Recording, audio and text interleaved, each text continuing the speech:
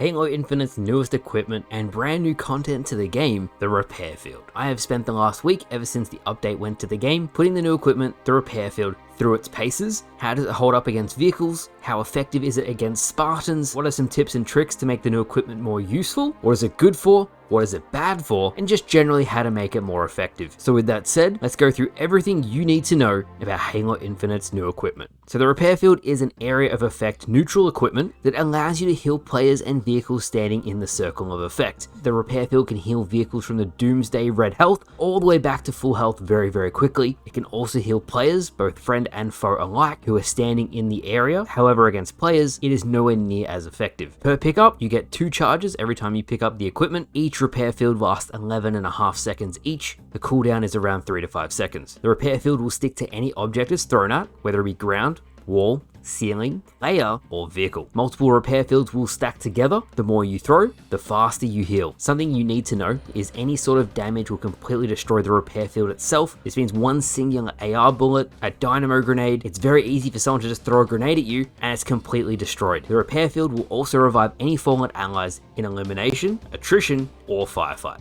Now with that basic info out of the way, here is how it's most useful. The repair field is indeed similar to the regenerator from Halo 3, but it does have some large differences. As I said before, probably its most helpful ability is if a vehicle hits the Doomsday health level where it's going to explode, it can very quickly heal it back up to full health. With how quickly it heals vehicles, it makes them much harder to destroy. If you don't have a one-hit kill weapon, say a skewer, a plasma grenade, or a rocket launcher, it makes the vehicles much harder to kill. Against people, it's useful enough to give you an edge in a 1v1 gunfight.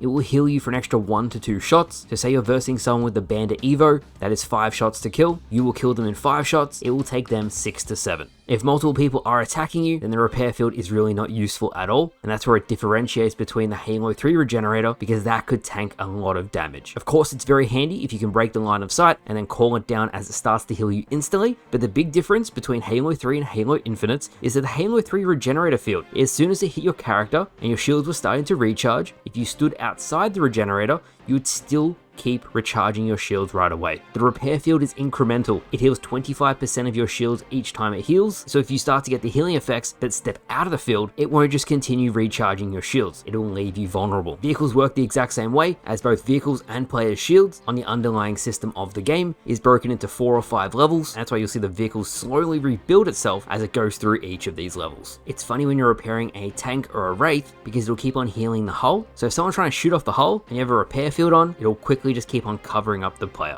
Now I said before that the repair field against multiple people isn't very useful, and that is correct. I would much prefer a repulsor or a grapple hook, but I did find one way to make it very useful against more than one person, and that was to take the cooldown away from the repair field. As I said, you get 2 charges per pickup. They both last 11.5 seconds each, and the cooldown is around 3 to 5 seconds. If you swap equipment, you completely remove the cooldown in its entirety. Since multiple repair fields stack together, the more you throw, the faster you heal. I found it to be very useful to go to the enemy's base in BTB. Most bases will have a different equipment on top of the base, call in the repair field, then quickly swap equipments, and then throw down another. This gives you 2, and that gives you a huge health buff. If you have a strategy and you're attacking the enemy base, this is a way for you to hold out for longer. For vehicles, the most useful way to use it was to use a Ghost, Warthog, Tank, or Wraith, play normally until the red health and it's going to blow up, and then just jump out and heal it back up to full. It does heal so quickly that anyone trying to attack you, unless they have a one-hit kill weapon, you're pretty much going to survive. The equipment also respawns very quickly on BTB maps, so if you are injured, quickly stop by, heal your vehicle up, and you still have one more charge to keep on going. Sometimes I found it very useful, as it does heal very quickly, and I was versing a very good team to stop just before the enemy base,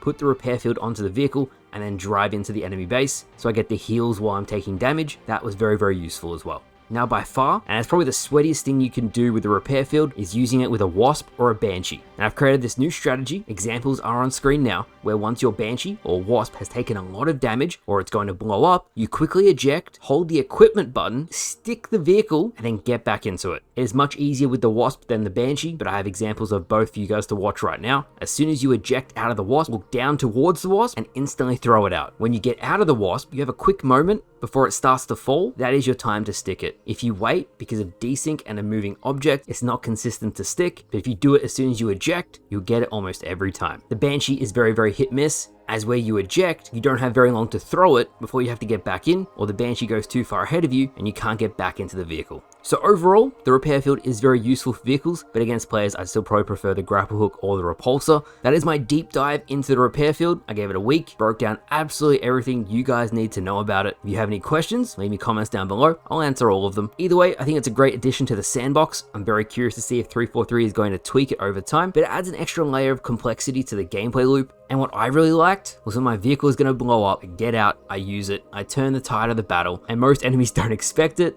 and it's very, very satisfying. So guys, let me know down in the comments below. What do you think of Halo Infinite's repair field? Do you like it? What would you change about it? Let me know. But thank you guys for watching. I hope you all enjoyed, and I'll see you guys later.